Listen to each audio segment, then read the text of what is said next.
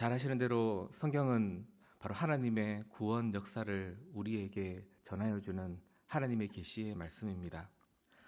창세기와 연결해 보면 출애굽기는 하나님의 구원 역사의 어떤 큰 패턴 하나를 보여줍니다. 창세기를 처음 시작할 때, 그리고 그 창세기가 끝날 때를 생각하면 이 출애굽기는 지금 하나님의 또 한 번의 그 창조의 역사를 하시는 일이라는 것을 생각해 볼 수 있게 됩니다. 성도 여러분, 창세기 처음 시작할 때는 어떤 이야기로 시작을 했죠? 어둠 가운데 하나님이 빛을 비추시며 생명으로 시작을 했었습니다. 그런데 창세기가 끝날 때는요, 그 생명의 이야기가 죽음의 이야기로 끝이 났었습니다. 특별히 야곱과 그 요셉의 죽음 이야기로 창세기는 그 생명의 이야기, 처음 시작했던 생명의 이야기를 마감했었습니다. 그리고 창세기와 출애굽기 사이에는 400년의 공백 기간도 있습니다. 야곱의 애굽으로 내려간 그 야곱의 족속 70명이 많은 번성하는 가운데 있었지만 그 400년의 세월은 암흑기였습니다. 남의 나라에서 종으로 고통하는 가운데 억압을 받으며 죽음의 세월을 보내는 시절이었습니다. 자, 그런데 출애굽기가 시작되면서 그 죽음에서 벗어나는 이야기가 시작이 됩니다. 생명으로 시작했다가 죽음으로 마친 후에 그 죽음에서 하나님이 자기 백성들을 건져내시는 새로운 창조의 이야기가 시작이 됩니다. 마치 지금 우리에게 예수 그리스도 안에서 영원한 사망을 향하여 가며 생명 없던 우리들을 이 죽음의 여정에서 건져내시는 하나님의 이야기가 여기서부터 시작되었다라고 또 우리에게 말씀해 주시는 거죠. 그 가운데 오늘 말씀을 통해서 하나님이 자기 백성을 구원하는 그 시련 속에서 자기 백성을 구원하실 때 하나님은 의의 백성들을, 하나님 편에 서 있는 의의 백성들을 통하여서 하나님의 역사에 자기 백성들을 또한 참여하게 하시고, 그 참여하는 백성들을 통해서 하나님은 그 일을 하시기를 또한 기뻐하신다는 사실을 이 시간에 같이 함께 잠시 살펴보고, 그런 우리들이 되기를 또 같이 함께 소망하고 기도하였으면 합니다. 오늘 우리가 읽은 15절에서 22절까지는 보시는 대로 이스라엘 백성들이 하나님께서 아브라함을 향한 그 언약을 그 400년의 공백 기간 가운데서 일하셔서 이 백성들에게 신실하게 일하심으로 이스라엘 백성들은 번창하였습니다. 어제 살펴보았던 앞단락의 내용들을 보면 생육하고 번성한다는 표현이 반복돼서 나오는 것을 보게 되는데, 이는 단순히 이스라엘 백성들이 많아졌다는 얘기를 하는 것이 아니라 이스라엘 백성들에게 하나님이 아브라함에게 후손에 대한 언약을 여전히 지키고 계셨다라는 것을 말하고 싶어 했던 겁니다. 암흑의 그 애굽에서의 400년 공백 그 기간이 하나님께서 여전히 그 어둠 속에서 자기 백성들을 통해 언약에 신실하게 일하셨다라고 우리에게 소개하는 거죠. 그런데 이 하나님의 언약의 신실한 일하심에 대해서 세상은 하나님을 향하여 반역합니다.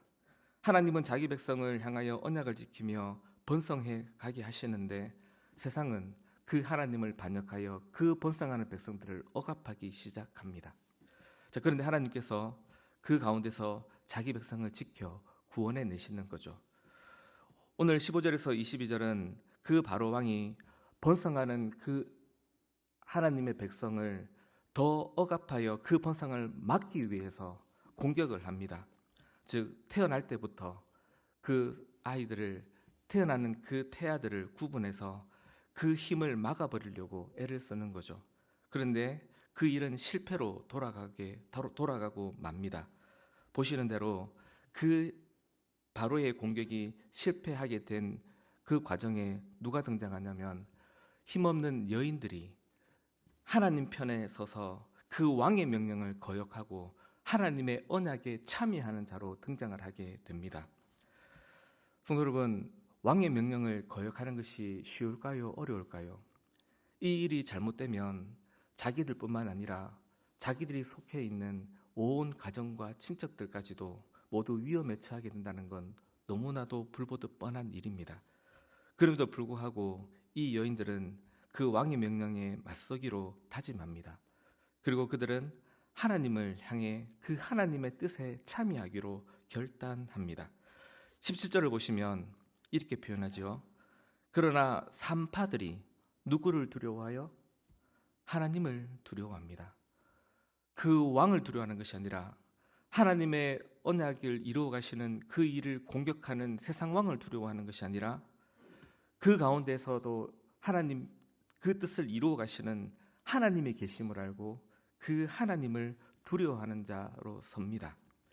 그리하여 그들은 이 왕의 계략을 물리치고 그 왕의 뜻이 이루어지지 못하고 하나님의 뜻이 이루어져 가도록 자기 백성을 향하여 아브라함의 언약을 따라 이 백성들이 번성해 가는 그 일이 이루어져 가도록 자신들을 들여서 하나님의 뜻에 참여합니다. 그래서 하나님은 이 산파들에게 복을 주셨노라, 또 그렇게 오늘 본문은 정의하며 마치게 됩니다. 근데 이 산파들이 그렇게 바로의 공격에 맞서서 아브라함의 언약을 지켜져가는 이 과정에 참여함을 두고 한 가지 귀한 표현을 쓰는데 뭐라고 하냐면 바로 21절입니다. 우리 21절 같이 한번 읽어보시겠습니다. 그 산파들은 하나님을 경외하였으므로 하나님이 그들의 집안을 흥왕하게 하신지라. 오늘 이 산파들이 그 하나님 편에 서서 이 신앙을 발휘한 것을 두고 뭐라고 표현하냐면 하나님을 경외하였다라고 말합니다. 구약 성경에서 이 하나님을 경외하였다라는 말이 처음 쓰인 곳이 어딘지 기억하십니까? 한번 설교로 말씀드린 적이 있습니다. 창세기 22장에서 아브라함이 모리아산에 자기 자식을 바치라고 하신 그 하나님의 명령에 순종했던 그 일을 두고 하나님께서 처음으로 뭐라 하셨냐면 이제야 너가 나를 경외하는 줄 알았다라고 이 경외라는 단어를 하나님이 직접 사용하셨습니다. 하나님을 경외함이 무엇이냐면 바로 하나님의 언약의 말씀을 따라 그 언약이 그 명령이 때로는 내가 생각하기에는 도저히 합당하지 않고 정당하지 않고 내가 생각하는 것의 이상을 넘어가는 것이라 할지라도 그럼에도 불구하고 바로 하나님의 언약을 붙잡아내는 그 신앙을 두고 뭐라고 하냐면 하나님을 경외함이라고 말하는 것입니다. 오늘 이 산파들 역시 그랬습니다. 이 산파들은 단순히 어떤 용기를 내는 것이 아니라 하나님의 언약을 붙잡는 신앙을 발휘한 것입니다. 왕의 공격이 있고 세상이 하나님의 백성을 공격하는 이 시련 속에서도 이 산파들은 자기 백성을 향하여 아브라함 언약을 지켜가시는 그 하나님의 언약 안에 바로 자기들을 던져 넣은 것이고 이걸 두고 이 산파들은 하나님의 언약을 붙잡은 백성들로서 하나님을 경외했다라고 이렇게 말하는 거죠. 하나님은 바로 이 구원 역사를 이루어 가시는 가운데 이 하나님의 언약을 붙잡고 세상 왕을 거역하면서까지 하나님의 언약을 붙잡고 자기 생애를 던져 넣은 하나님의 약속의 역사에 자기 인생을 던져 넣은 이 여인들을 통해서 하나님은 이 구원의 일을 하셨노라 그렇게 우리에게 소개합니다. 성도 여러분, 우리는 하나님을 경외하는 백성입니까? 우리는 예수 그리스도를 믿음으로 정말 어떤 상황에도 불구하고 때로는 내 눈앞에서 살아가는 모든 인생의 모습이 하나님의 약속은 없는 것 같고 약속을 지켜가시는 하나님은 없는 것처럼 보일 때에도 하나님은 항상 그 언약의 신실하심을 알고 하나님의 언약에 부지런히 참여해가는 하나님을 경외하는 성도시냐고요. 예수 그리스도를 우리의 구주로 믿는 것 역시 바로 하나님의 언약에 참여한다라는 뜻입니다. 우리 이 새벽에 우리 교회와 우리 성도들을 두고 기도하실 때에 우리 온 성도들이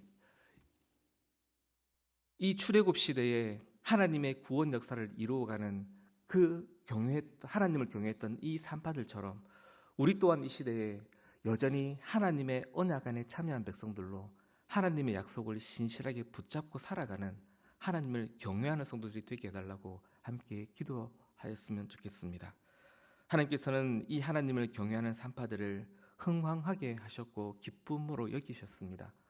우리가 여전히 예수 그리스도 안에서 하나님의 신실하심을 확신하고 하나님을 경외하는 신실한 백성들로 살아갈 때에 하나님은 우리를 기뻐하실 것이며 우리 교회를, 우리의 가정을 여전히 흥망하게 하여 주실 것입니다.